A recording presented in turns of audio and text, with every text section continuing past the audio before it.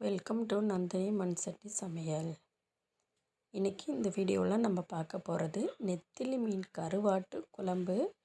தெருவே மணக்கக்கூடிய கருவாட்டு குழம்பு எப்படி செய்கிறதுங்கிறது தான் ஸ்டெப் பை ஸ்டெப்பாக பார்க்க போகிறோம். இதை பிகினர்ஸ் கூட ரொம்ப சுலபமாக செஞ்சிடலாம்.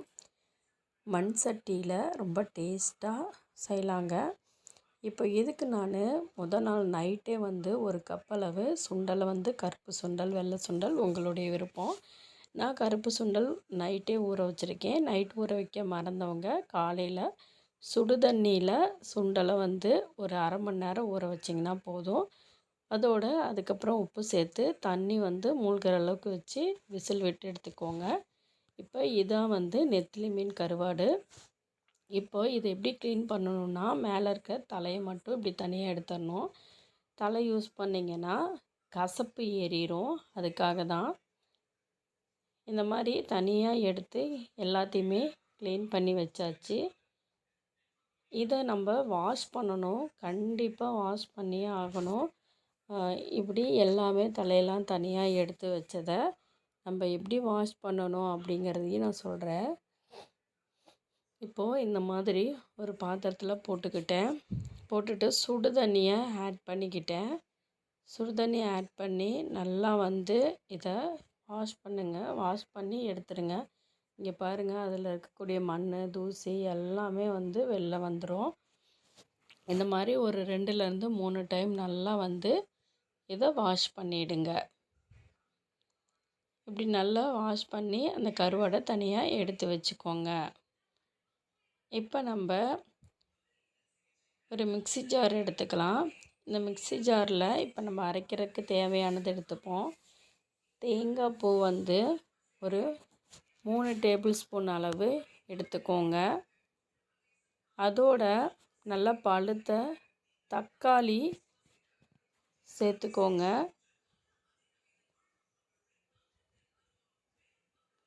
ஒரு 2 பழுத்த தக்காளி, இஞ்சி ஒரு துண்டும் சேர்த்துக்கிறேன்.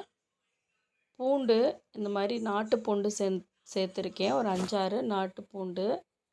அதுக்கப்புறமா இதோடு சேர்த்து ஒரு கையளவு சின்ன வெங்காயம் இந்த மாதிரி எடுத்துக்கோங்க.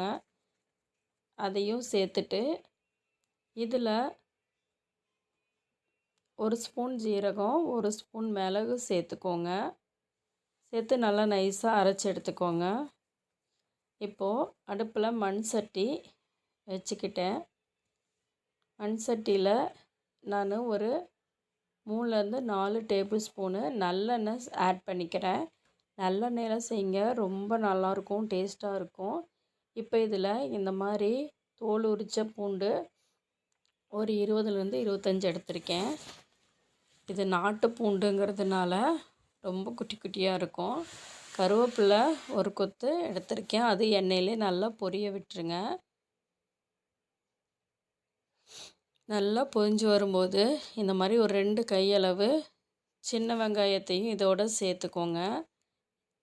பச்சை மிளகாய் 2 சேர்த்துக்கோங்க. சேர்த்துக்கிட்டு நல்லா இந்த மாதிரி பரட்டி விடுங்க. நீங்கள் இந்த சின்ன வெங்காயம் கட் பண்ணியும் சேர்த்துக்கலாம், இல்லை இப்படியே முழுசாகவும் சேர்த்துக்கலாம். இப்போ இதோட மஞ்சத்தூள் ஒரு 1/2 ஸ்பூன் சேர்த்துக்கோங்க. அப்போ தான் இதனுடைய பச்சை வாசம் இருக்காது. உப்பு தேவையான அளவு சேர்த்துக்கோங்க. சேர்த்து நல்லா இந்த மாதிரி கிளறி விடுங்க.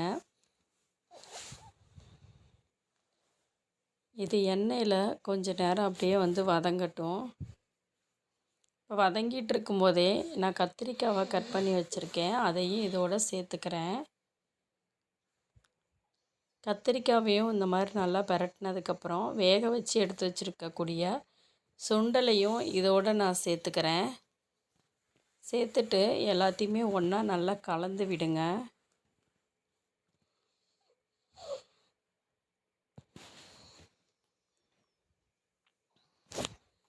நல்லா கலந்து விட்டதுக்கப்புறமா இதில் நம்ம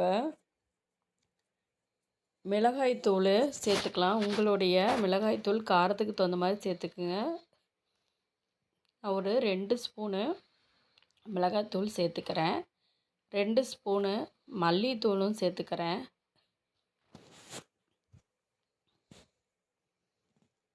சேர்த்துட்டு இது எல்லாத்தையுமே நல்லா கலந்து விட்டுறேன். இது எல்லாமே நல்லா இப்படி கலந்து விட்டுருங்க. இந்த ஸ்டேஜில் அடுப்பை சிம்மில் வச்சுக்குங்க. இல்லைன்னா அந்த மிளகாய் தூள் இதெல்லாம் போட்டது மண் சட்டிக்கு அடிப்பிடிச்சிரும். நல்லா இந்த மாதிரி கலந்து விட்டதுக்கப்புறம் இதில் நம்ம அரைச்சி வச்சுருக்கோம் இல்லைங்களா, தேங்காய், தக்காளி, வெங்காயம் இதெல்லாம், அதை இதோட ஒன்றா சேர்த்துக்கலாம். சேர்த்து ஒரு 2 நிமிஷம் அப்படியே இப்படி கலந்து விட்டுருங்க. கலந்து விட்டுட்டு இதில் நம்ம அந்த மிக்ஸி ஜாரவே கழுவி அந்த தண்ணியும் இதோட ஆட் பண்ணிக்கலாம். உங்களுக்கு குழம்பு எந்த அளவுக்கு திக்னஸ் வேணுமோ அந்தளவுக்கு நீங்கள் தண்ணி ஆட் பண்ணிக்கலாம். இந்த ஸ்டேஜில் ஆட் பண்ணி நல்லா கலந்து விட்டுருங்க. இது நல்லா வேகட்டும் அந்த கத்திரிக்காய் அதெல்லாம். இப்போ பாருங்கள், இது நல்லா வெந்துடுச்சு. இந்த மாதிரி நல்லா கொதி வரணும். இந்த ஸ்டேஜில் நான் மாங்காய் 2 துண்டு சேர்த்துக்கிறேன். நீங்கள் மாங்காய் இருந்தால் சேர்த்துக்கலாம். இல்லைன்னா நீங்கள் புளி கரைச்சி சேர்த்துக்கலாம். ஒரு மாங்காய் இந்த மாதிரி கட் பண்ணி சேர்த்துக்கோங்க. சேர்த்து நல்லா கலந்து விட்டுருங்க. இப்போ இதெல்லாமே நல்லா வெந்து வரும்.